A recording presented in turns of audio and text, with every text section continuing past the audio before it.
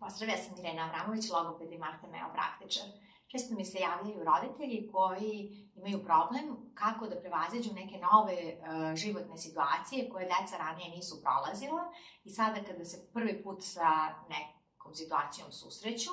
oni je ne razumeju, ne znaju šta je ono što im sledi i iz tog razloga veoma često burno reaguju, plaču, izražavaju nezadovoljstvo i tako, uznemire se naprosto i u tim situacijama vrlo često se uznemire i roditelji i tek onda sada ta situacija dalje, da kažem, eskalira. Ono što je važno u ovim situacijama uraditi jeste napraviti strukturu i dati detetu unapred plan,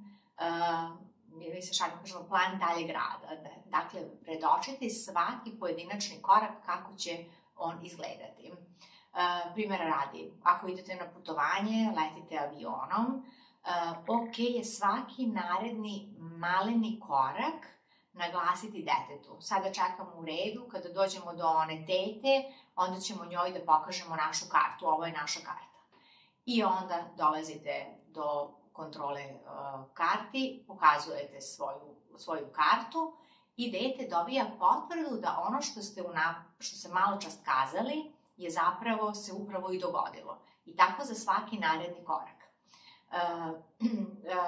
Deci veoma često bude, na primjer, problematično kada krenu na neki novi sportić ili krenu u vrtić ili bilo koja nova situacija, ali kada im je svaki korak unapred jasno objašnjen na onom nivou na kojem oni mogu da ga razumeju, a zatim kada dobiju iskustveno potvrdu da je upravo to što ste kazali se i dogodilo, dete onda dobije poverenje s jedne strane u vas, kao roditelja, da to što ste mu kazali je istinito, a s druge strane dobije sigurnost i počinje da se osjeća komotno u toj situaciji, jer ako je mama srećna što on sada ide negde, iako on ne želi, ali mama je srećna i zadovoljna, mama na taj način daje signal da je to nešto što je u redu i što je fino i što je bezopasno. I na taj način i dete lakše prevazilazi tu svoju nelagodu. A za razliku od toga, u ovim situacijama kada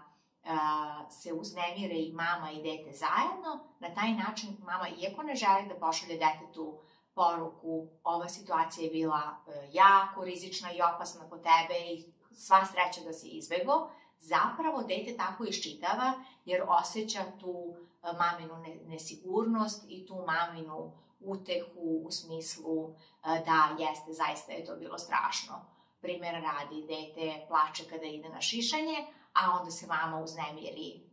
isto toliko i onda umesto da pošalje poruku to je potpuno u redu, možemo kroz to da prođemo zajedno, dobijamo situaciju da, to je strašno, moramo hitno da pobegnemo sa ovog strašnog mesta jer će nam se dogoditi nešto veoma neprijatno. Ja sam ukratko pokušala sada da dam objašnjenje. Ako nisam dovoljno uspela, pišite svoje komentare, rado ću odgovoriti na njih.